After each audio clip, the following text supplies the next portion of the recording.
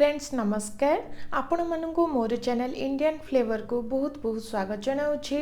Friends आज मुझे ओडिशार पारंपरिक चाउल नड़िया खीरी रेसिपी जेकोसी पूजा पर्व में बनाई पारे सेमिति बनाई पारे पिलांक ठारू बड़ जाए समस्त को पसंद आसीबो। जदि रेसिपीटी भल लगे तो गोटे लाइक करदेवे। नुआ थिले आगु नुआ नुआ वीडियो देखिबापी चैनल टी को सब्सक्राइब करने को भूलिबे नहीं। तो डेरी नकरी चलतु रेसिपीटी को स्टार्ट करिबा। फ्रेंड्स खीरी पाई एठी मु प्राय 2 मुठी हेबो बासमती चाउल को नेइछि। एठी आपण माने जेकोसी अरुआ चाउल को नहीं पारिबे। प्रथमे चाउल को टिके दरदरिया करी ग्राइंड करि नबा। देखंतु चाउल को हल्का टिके गुंड करी नेइछि। एबे सेथिरे पानी देई हल्का टिके धोई नबा। एबे सेथिरे देखंतु पानी देई दबा। पानी देबा द्वारा सेथिरे किछि खराब जिंस थाए तो ऊपर को आसी जिवो। देखंतु सफा कला परे पुणी थरे भल पानी दे किछि समय पई भिजाई रखिबा। एठी देखंतु 1 लिटर हेबो क्षीर को गरम करि नेइछि। एठी मु फुल फैट क्षीर को नेइछि जहा द्वारा खीरीर टेस्ट बहुत भल आसीबो।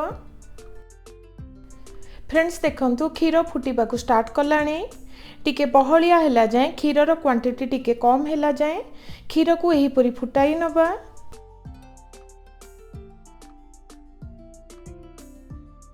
किछि समय परे देखंतु क्षीर भल भाबरे फुटी सारिलानी टिके बहलिया मध्य लागुछि। फ्रेंड्स ए टाइम रे भिजाई रखिथिबा चाउल को क्षीर रे देई दबा।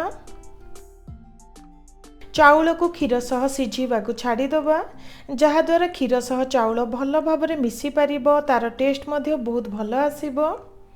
ए भितरे चलंतु काजू और किशमिश को भाजी नबा। एठी मो 1 चमच हेबो घी को गरम करि नेइछि। घी गरम हैला परे सेथिरे काजू को देई दबा। टिके बादामी रंग हैला जाए हल्का टिके भाजी नेउछि। काजू हल्का टिके भाजी गला परे सेथिरे किशमिश को देई पुणी थरे हल्का टिके भाजी नबा। काजू किशमिश भाजी गला एबे साइड रे रखी नेक्स्ट प्रोसेस स्टार्ट करूछि। फ्रेंड्स किछि समय परे देखंतु चाउल भल भाबरे सिझी गलानी। चाउल क्षीर सह मिसी टिके बहलिया लागुछि। एबे सेथिरे गोटे तेजपत्र को काटी देई दबा। ता सह एठी मु 1 कप हेबो फ्रेश नड़िया कोरू को नेइछि ताकू मध्य देई दबा जहा द्वारा खीरी रे बहुत सुंदर टेस्ट आसीबो। सुंदर बास्ना और टेस्ट पाई एठी मु 3 रु 4टी अळेच को छेची नेइछि ताकू देई दबा। एबे भल भाबरे सब को मिसाई 2 रु 3 मिनिट पाई रांधी नेउछि। फ्रेंड्स देखंतु खीरी धीरे धीरे बहलिया हेई आसिलानी। एबे सेथिरे काजू किशमिश को देई दबा। कंटिन्यूअसली एही परी लो हीट रे आउ 2 रु 3 मिनिट पाई रांधी नबा।